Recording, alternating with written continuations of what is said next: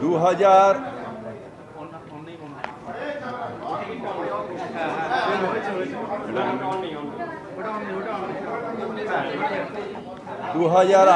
সালে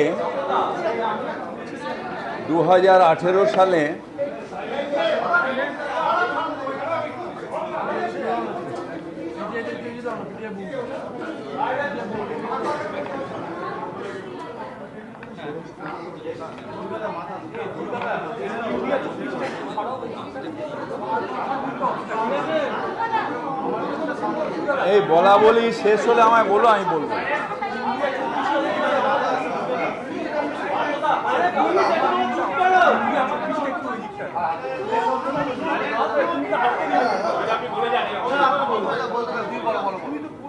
আমি ধন্যবাদ জানাই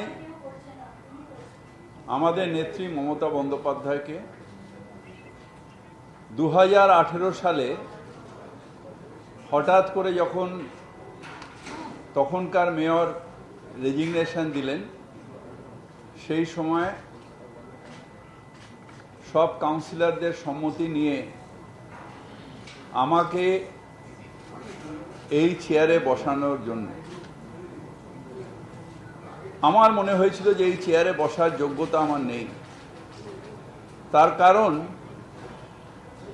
যারা প্রাতঃস্মরণীয়, যাদের ছবিতে নমস্কার করে আমরা বড় হয়েছি, দেশবন্ধু চিত্তরঞ্জন দাস, সুভাষচন্দ্র বোস, ডাক্তার বিধানচন্দ্র রায়, যাদের প্রণাম করে আমরা বড় হয়েছি, তাদের নখের যোগ্য হতে পারলে জীবনটা ধন্য হয়ে যাবে।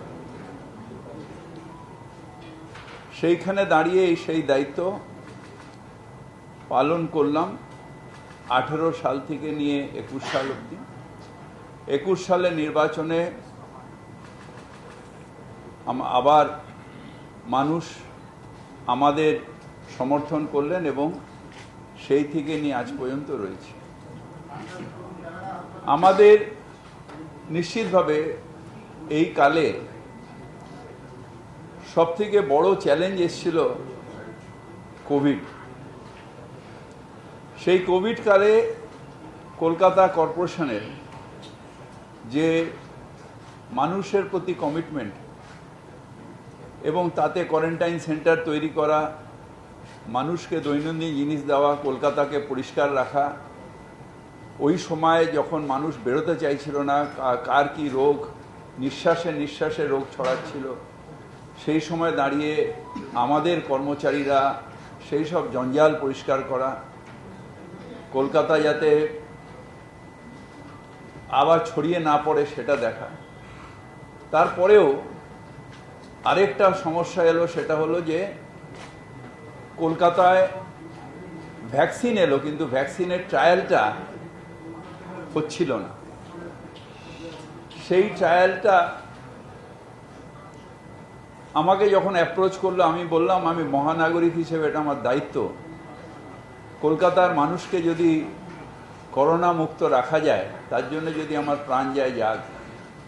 আমি নিজের দেহে সেই ট্রায়ালটা নিয়েছিলাম। তার পরবর্তীকালে এলো আমফান। আমফানও একটা বড় চ্যালেঞ্জ ছিল।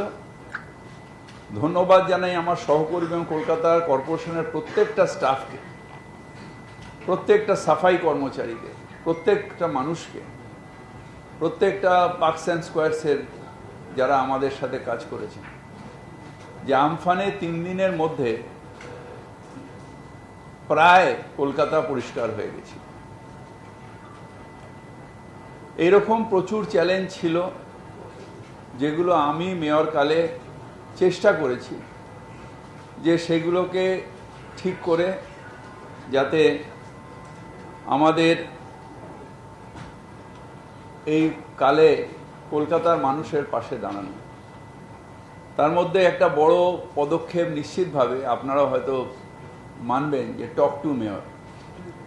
কলকাতার মানুষের সরাসরি সমস্যা শোনা এবং সেটাকে সমাধান করা, এই উদ্যোগটাও আমরা নিয়েছি এবং কলকাতার মানুষকে সেই জন্য ধন্যবাদ জানাই যে তাদের সমস্যা যতটা সম্ভব আমার নজরে এনেছে এবং আমি সমাধান করার চেষ্টা করেছি। এছাড়াও কতগুলো জায়গা যেরকম আমাদের signature of display warranty period অ্যাডভার্টাইজমেন্টে একটা পলিসি তৈরি করা হয়েছে। ঠিকা টেনেন্সির একটা যেহেতু ইলিগাল বিল্ডিং বেশি হতো কোথায়, বস্তি এলাকায় যেখানে ঠিকা পারমিশন পাওয়া যেত না, ঠিকা অফিসটাকেই আমরা কলকাতা কর্পোরেশনে নিয়ে এসেছি। অনেকটা টাইম লেগেছিল নিয়ে এসে সেখানে ঠিকা অফিস থেকে এনওসি নিয়ে বিল্ডিং প্ল্যান, যাতে গরিব মানুষ ইলিগাল বাড়ি না করতে পারে, সেই কাজটাও আমরা করেছি। ঠিকার অ্যাসেসমেন্ট কালেকশনটাও আমরা করেছি। আমাদের বিল্ডিংয়ের যে স্যাংশনটা এটা অনলাইনে আমরা করেছি। কমপ্লিশন সার্টিফিকেটটা অনলাইনে করেছি। ইজ টু ডি বিজনেসে ওয়ান উইন্ডো সাবমিশন এবং পারমিশন অনলাইনে করেছি। টাইমলাইন প্রসিডিওর অফ স্যাংশন, যেটা বিল্ডিং প্ল্যানের রিডাকশন করার জন্য টাইমটা, সেটাও আমরা করেছি। Sanction of residential building up to 3 কাঠা, এটা আমরা 10 মিটার আমরা বলেছি যে আপনারা প্ল্যানটা অনলাইনে জমা দিয়ে শুরু করে দিন, আমরা অটোমেটিক স্যাংশন দিয়ে দেব। এছাড়া আমরা কিছু জায়গায় ক্রেজ বেবি কেয়ার করেছি। Introduction of file tracking system কলকাতায় এনেছি। আইটিতে অনেকগুলো কাজ করেছি, বায়োমেট্রিক করেছি, আমাদের হোয়াটসঅ্যাপ অফ মেয়র করেছি, জিআইএস করেছি, রেস্টোরেশন অফ ওয়াটার বডি আমরা এসে করেছি হেরিটেজে, এয়ার পলিউশন কমানোর জন্য পার্কস অ্যান্ড স্কোয়ার্স করেছি। পার্কস অ্যান্ড স্কোয়ার্সে প্রচুর গাছ লাগানো হয়েছে আমফানের পরে। যে কাজগুলো আমি করে গেছি আর যে গাছগুলো করে যেতে পারলাম না, সেটাও আপনাদের বলি। আমরা ওয়াটার সাপ্লাইয়ের ক্ষেত্রে এসইউজিআর কাম বুস্টিং পাম্পিং স্টেশন আমার কালে 36টা করেছি, যার 215 কোটি টাকা ব্যয় হয়েছে। আমরা তক্তাঘাট জেটি ওয়াটগঞ্জে 15 এমজিডি করেছি। আমরা 35 এমজিডি গার্ডেন রিচে আমাদের জল বাড়িয়েছি, যেটা স্টেট গভর্নমেন্ট ফান্ড দিয়েছে। Laying on distribution of main line প্রচুর কলকাতায় আমরা করেছি। যে কাজটা এখনো শেষ করতে পারলাম না, সেটা হচ্ছে যে আরও প্রায় 38টা এসইউজিআর, যেটা কলকাতা কর্পোরেশনের অনগোয়িং চলছে, সেই কাজটা আগামী দিনে যারা দায়িত্ব নেবেন নিশ্চিতভাবে শেষ করবেন। Construction of 10 MGD water treatment plant, যেটা ভালাই ব্রিজের কাছে ইএম বাইপাসে আছে, গড়িয়া স্টেশনের কাছে, সেটার কাজ প্রায় শেষ হয়ে এসছে। তার পাইপলাইনের কাজও প্রায় শেষ হয়ে এসছে, যেটা অমৃত প্রজেক্টে আছে। কনস্ট্রাকশন অফ 20 এমজিডি আরও অ্যাডিশনাল আমরা ধাপায় করছি, যেটার কাজটাও প্রায় শেষ হয়ে এসছে। এবং ড্রেনেজ পাম্পিং স্টেশন কলকাতায় বিভিন্ন জায়গায় বিরাট করে জল জমতো, বিশেষ করে খিদিরপুর অঞ্চল, গল্ফগ্রিল অঞ্চল, কবিতীর্থ অঞ্চল। এই জায়গায় আমরা নবাবালি পার্ক, কবিতীর্থ পার্ক, গল্ফগ্রিনে আমরা পাম্পিং স্টেশন তৈরি করে এখানে এখন আর জল জমে না। যে কাজটা করতে পারলাম না, মানে শেষ করতে পারলাম না, কাজটা হচ্ছে, সেটা হচ্ছে আমার একটা ইচ্ছা ছিল জীবনে নেতাজিকে শ্রদ্ধা জানানো। কিভাবে? যখন নেতাজি মেয়র ছিলেন, এটা আমি শুনেছিলাম, আমার এক সাংবাদিক বন্ধু টিভিতে বলছিলেন, তখন খুব জল জমেছিল ঠনঠনিয়াতে। নেতাজি গামবুট পরে হাঁটতে হাঁটতে এখান দিয়ে ঠনঠনিয়া গেছিলেন, সব অফিসাররা গেছিলেন, কোমর অবধি জল ছিল। সেই জল আজও জমে। সেখানে আমি ঋষিকেশ পার্কে একটা ড্রেনেজ পাম্পিং স্টেশন প্রায় কমপ্লিট, মানে অনেকটা এগিয়ে গেছে, কিন্তু ওটা উদ্বোধন করে আমি ভিত্তিপ্রস্তর করে এসেছিলাম, কিন্তু উদ্বোধন করতে পারলাম না। সেটা নিশ্চিতভাবে আগামী দিনে শেষ হবে। এবং নেতাজি যে স্বপ্নটা দেখেছিলেন ঠনঠনিয়াতে আর জল জমবে না, আমিও এখানে থাকবো না, কিন্তু আমার হৃদয়ের শ্রদ্ধা নেতাজির প্রতি থাকবে এবং সেটাই হবে। মিল কলোনিতেও একটা হচ্ছে ময়লা ডিপো আমাদের গার্ডেন রিচুয়ার একটা হচ্ছে, ওরকম ড্রেনেজ পাম্পিং স্টেশন পামার বাজারে হচ্ছে, নর্দার্ন পার্কে হচ্ছে, গুলশান কলোনিতে হচ্ছে। ইমপ্রুভমেন্ট অফ ড্রেনেজের জন্যে কলকাতার চারিদিকে কাজ হচ্ছে। এরকম প্রচুর মেশিনও আনা হয়েছে। ব্রিক সোয়ারেজের কাজ, ডিসিল্টিংয়ের কাজ হয়েছে, কমপ্লিট হয়েছে, কোনোটা প্রসেসে আছে। ব্রিক সোয়ারেজের কাজ হচ্ছে। এগুলো প্রচুর কাজ এরমভাবে কলকাতায় হয়েছে। এটা আমি আর এতটা পড়ছি না, আমি এটার কপি আপনাদের সবাইকে দিয়ে দিচ্ছি, তার কারণ এটা অনেকটা রয়েছে। নিজের কথা এতটা বলা লজ্জাও লাগে, আমি দিয়ে দিচ্ছি। এবার বলি কেন আমি রেজিগনেশন দিচ্ছি। তার কারণ হলো ফিরহাদ হাকিম কেউ না, কিন্তু যে চেয়ারটায় আমাদের সেই সব প্রাতঃস্মরণীয় ব্যক্তিরা বসেছিলেন, সেই চেয়ারটার একটা আলাদা সম্মান আছে। আমি নিজে যখন মেয়র ছিলাম দাপুটের সাথে চালিয়েছি, নিজেই পৌরমন্ত্রী, নিজেই মেয়র। এখানে যেটা স্যাংশন সেটাই ওখানে পৌর থেকে স্যাংশন করে নিয়ে এসে কাজ করা। মানুষ প্রচুর যারা আসতেন, শুধু টক টু মেয়রে না, তাদের সাথে সাথে রিলিফ দেওয়া, এই কাজটা করতাম। এখন সেটা সম্ভব হচ্ছে না, তাই সেই চেয়ারটাকে আমি অবমাননা করতে পারি না, সেই চেয়ারের সম্মানহানি করতে পারি না। চেয়ার ধরে বসে রইলাম, ঢাল নেই, তলোয়ার নেই, নিধিরাম সর্দার, সেই মানুষগুলো যারা হয়তো আমার থেকেও বেশি দাপুটে ওই মেয়রের চেয়ার চালিয়ে গেছেন, তাদের প্রতি অসম্মান হবে। তাই আমি ঠিক করেছি যে আমি আজকে রেজিগনেশন দিচ্ছি এবং শুভেচ্ছা জানাই আগামী দিনে যারা দায়িত্ব নেবে, যারা পৌরসভা চালাবে, হয়তো আমার থেকেও ভালোভাবে চালাবে। অনেকে ক্রিটিসাইজ করবেন, অনেকে অনেক কিছু বলবেন, কিন্তু স্বচ্ছভাবে পৌরসভা চালানো এবং মানুষের প্রত্যাশা পূরণ করা, এটাই কাজ।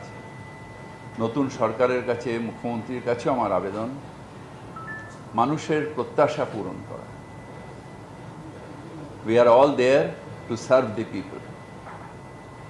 আমরা মানুষকে সহায়তা করব, মানুষকে সার্ভিস দেব, এবং যে বেস্ট সার্ভিস দেবে মানুষ তাকে চয়েস করবে। তাই শুভেচ্ছা দিয়ে আমি এই চেয়ার আজকে খালি করে দিলাম। ধন্যবাদ।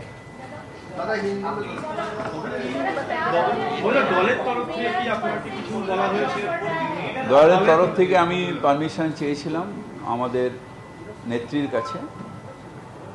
তিনি কয়েকদিন আগে আমায় বললেন যে সসম্মানে, আমি বলেছি আমি সসম্মানে চলে যেতে চাই, তার কারণ এই চেয়ারে বসে যে কাজটা আমি করেছি এখন চেয়ারের অমর্যাদা হচ্ছে। উনি আমাকে বললেন ঠিক আছে।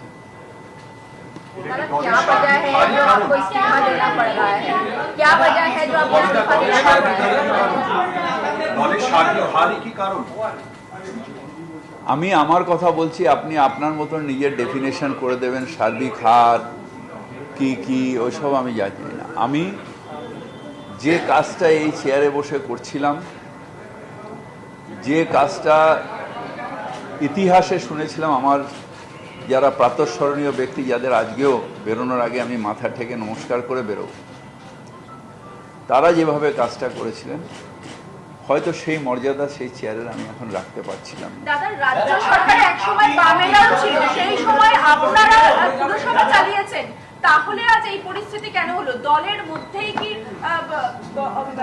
আপনি আমি আমার কথা বলছি, আপনার ডেফিনেশন আপনারা আপনাদের মতন করে দেবেন।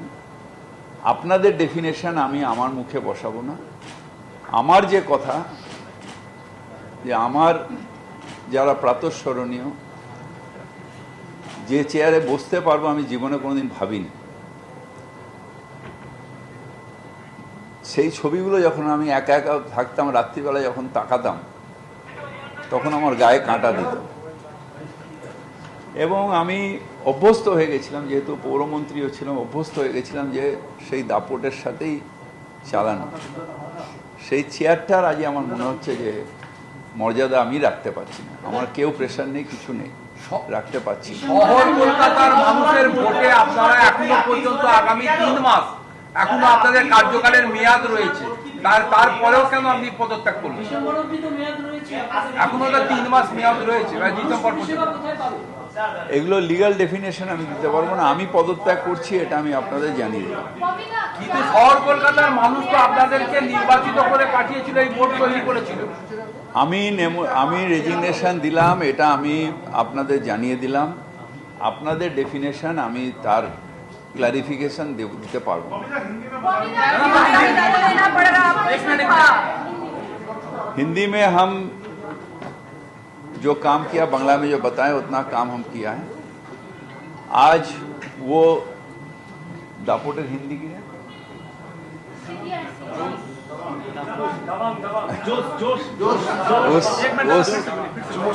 आज वो तरह से हम कायम नहीं कर पा रहे हैं। जहाँ हम पूर्व मंत्री थे, मेयर थे, जो काम हम कर सकते थे, आदमी का सेवा कर सकते थे, वो हम नहीं कर पा रहे हैं। और हमारे जो पूर्वज से पूर्वज,